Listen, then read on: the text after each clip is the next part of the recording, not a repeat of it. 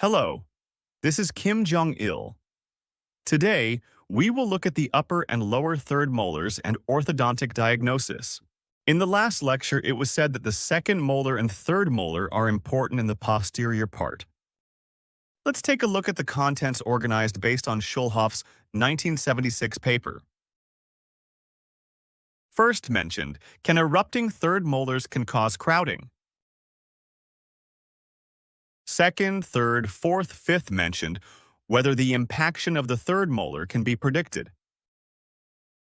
Sixth and seventh mentioned, germectomy, which removes the third molars early in children. First, can erupting third molars cause crowding in the anterior teeth? He compared two conflicting papers, Dr. Vago's paper in which said yes, and Dr. Kaplan's paper in which said no. According to the Dr. Vago's paper, it is common for the arch perimeter to decrease as the third molar erupts. And Dr. Kaplan paper also shows 1 mm crowding in the group with the erupting third molar. In other words, the erupting third molar can be one of the many factors that cause crowding. Dr. Vago reported that about 8% of cases without a third molars, and about 33% of cases where the third molars erupted, the arch perimeter decreased by more than 3 mm. The decreased arch perimeter means a lack of space to align the anterior teeth. In orthodontic treatment, crowding of the lower anterior teeth is very important. I see the following as the etiology factor that causes lower anterior crowding. Tooth size discrepancy Bolton ratio. In the case of a shovel tooth in the upper incisors. Deep overbite with uprighted upper incisors. Late forward growth of the mandible. Anterior component of the force. Excessive flaring of the lower incisors during orthodontic treatment. Increased lower intercanine width. Excessive lip tonicity, habits, and third molars. Second, in the case of extraction, can there be a space where the third molar can erupt as the molar moves forward when closing the extraction space? Third, in the case of non-extraction, if molars are moved to posterior, will there be insufficient space for eruption to be impacted? Fourth, in the case of Class II malocclusion, what is the effect of pushing back the upper posterior teeth using a headgear on the maxilla? So, is the impaction of the third molars predictable? In other words, if the posterior tooth is moved forward, there will be a space for eruption. And if the posterior tooth is moved backward, the space for eruption will be insufficient.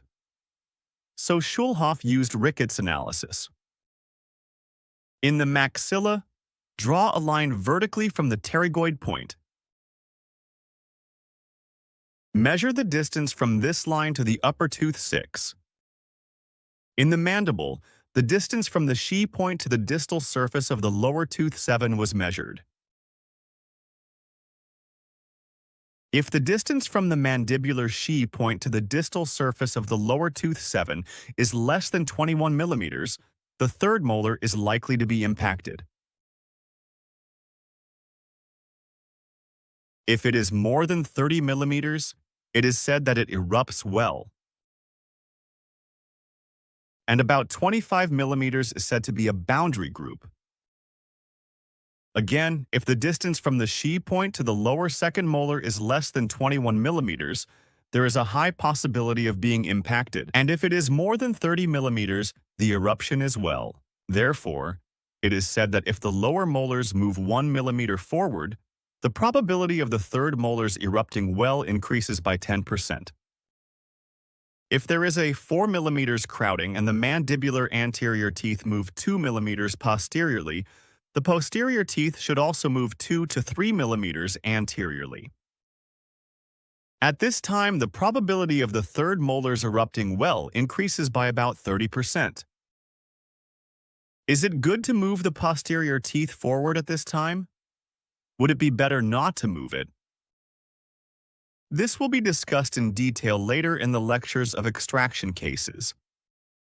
In general, when the first premolar is extracted, the amount of forward movement of the posterior teeth will be small. When the second premolar is extracted, the amount of forward movement of the posterior teeth will be large.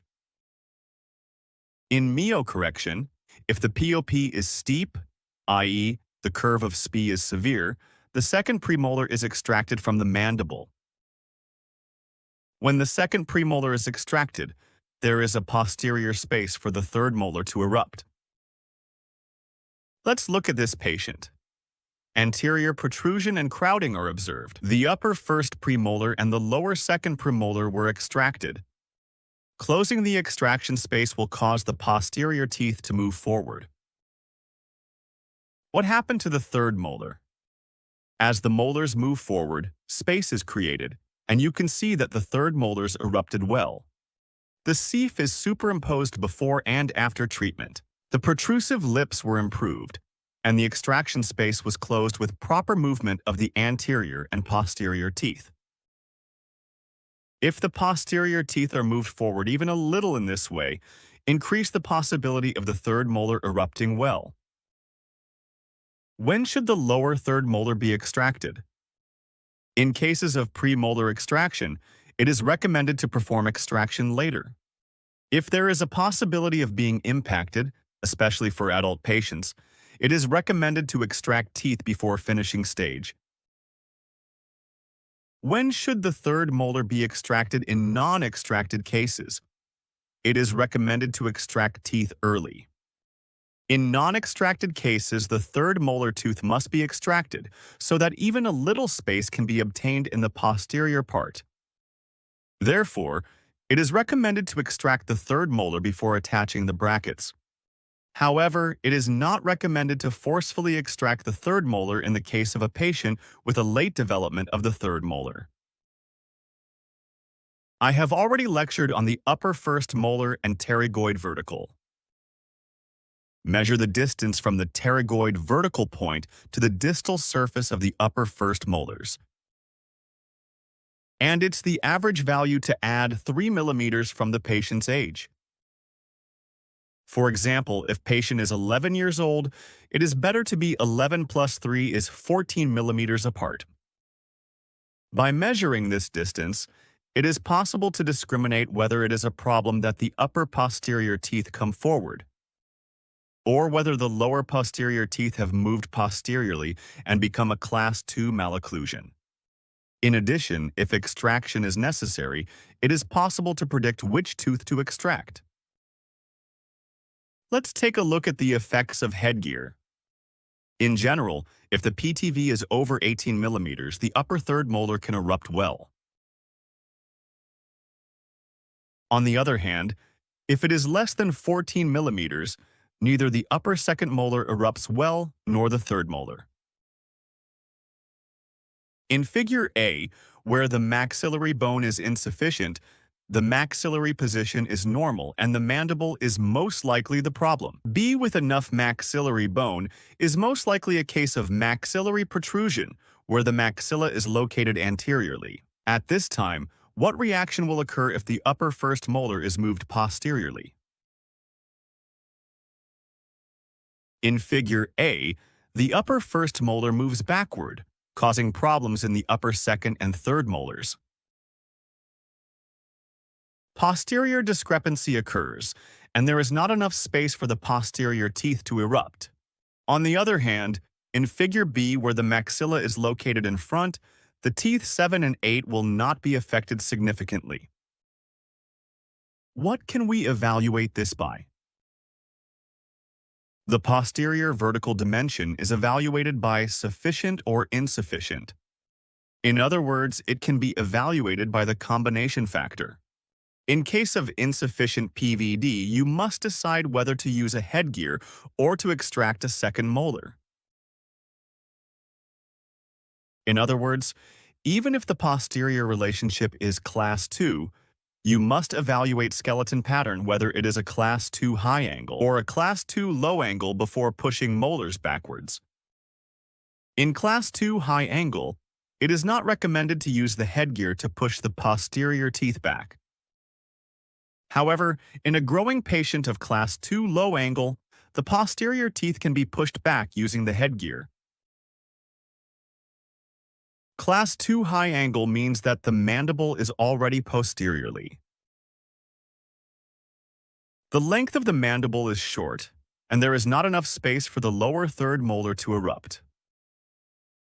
In Class 3 high angle, the mandible is located in front, so there is enough space for the third molar to erupt. In Class 2 malocclusion, in which the mandible is located posteriorly, there is not enough space for the lower second molars to erupt. For non-extraction treatment, the lower tooth 7 must be uprighted.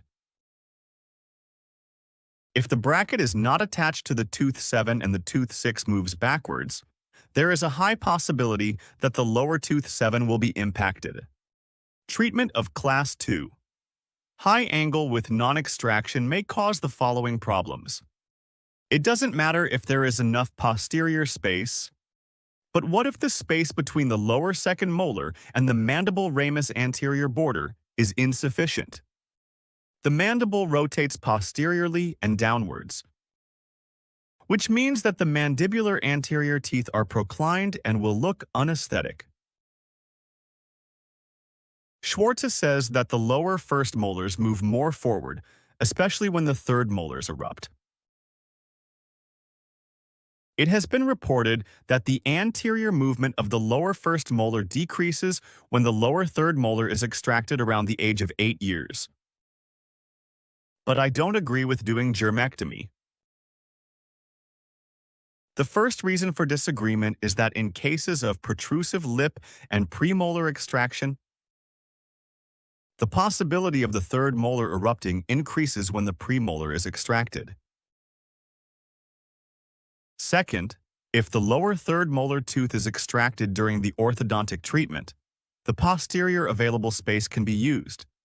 But if the tooth is extracted in advance, the posterior available space is insufficient and this cannot be used. In addition, 8-year-olds do not start orthodontic treatment for some reason. Also, it is not advisable to perform surgical operations at this time. On the other hand, those who favor germectomy say the following advantages. It is said that the side effects of extracting the lower third molar may be reduced. In addition, it can reduce posterior discrepancy that may occur in the process of growth and development. And surgical procedures around the age of 8 are relatively simple. However, I don't recommend this method because it has more disadvantages. The posterior discrepancy should be evaluated. In other words, it is necessary to evaluate whether the distance from the mesial plane of the first molar to the ramus anterior border and PNS is sufficient. How can we evaluate posterior available space? The distance from the distal surface of the lower second molar to the ramus anterior border, which can be evaluated in the Ceph and panorama. In this case, if the anterior crowding is not severe, the third molar can be extracted to gain space. Among A, B, C, especially B, C, you can use the posterior available space after extracting the third molar. However, in D case, even if the third molar tooth is extracted, there will be a limit to move the mandibular anterior teeth backwards because the space is insufficient. The profile of this patient is not bad. The upper and lower third molars erupted. In this case, you can do orthodontic treatment only by extracting the third molar tooth. On the other hand, in this patient, the third molar is erupting and the posterior available space is sufficient. However, the protrusive lips are severe. At this time, even if the third molar tooth is extracted and the tooth is moved backward, the patient's protrusive lips will not improve and the patient will continue to complain. In this case, it is recommended to extract the premolar. The stages of development of the third molar can vary. You can refer to the age, but it will be more accurate to refer to the stage of development of the third molar. After the period when the root of the third molar is forming, you can extract the third molar to obtain its space. However, when looking at the panorama of a 16-year-old patient, the root was not formed, only the crown was formed.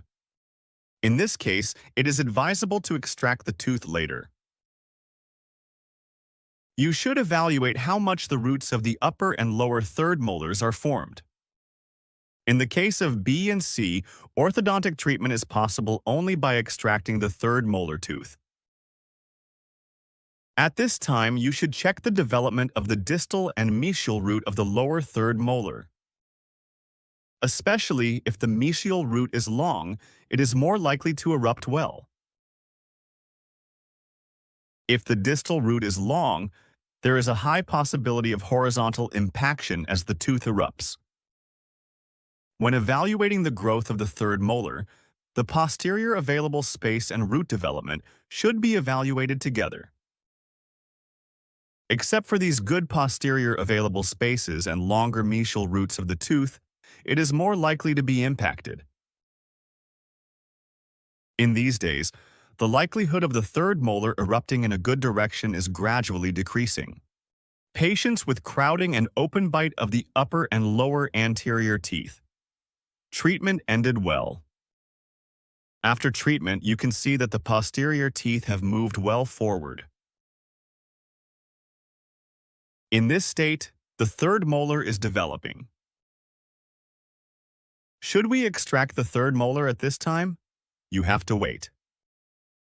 In particular, when the lower second premolar is extracted, about 1 millimeter of space may be recreated. However, if the third molar erupts well, it can close the space. Orthodontists and oral surgeons have slightly different perspectives on a removal of asymptomatic impacted wisdom teeth. The orthodontist carefully monitors the eruption without extracting it. Oral surgeons recommend removing it early, because it has the potential to cause chronic inflammation. Also, the bones become stronger. So it is recommended to extract teeth before the age of 21. This patient is a Class 3 malocclusion. Let's check the development of the third molar. The left side is Class 1, so it doesn't matter. On the right side, the upper and lower teeth 7 were extracted because it is full Class 3. How did the third molar develop? It erupted well in the upper and slightly mesially inclined in the lower. When should the upper and lower third molars be extracted? In non-extraction, it is recommended to extract the third molar teeth early to gain space. It means that before attaching brackets to teeth or finishing treatment. On the other hand, if the third molar is developing late, it is recommended to extract it after treatment. The development of the roots of the lower third molar should be evaluated. In premolar extraction cases, it is recommended to extract the third molar after treatment. And in some adult patients, it is desirable to extract the third molar before finishing stage. Thank you for watching.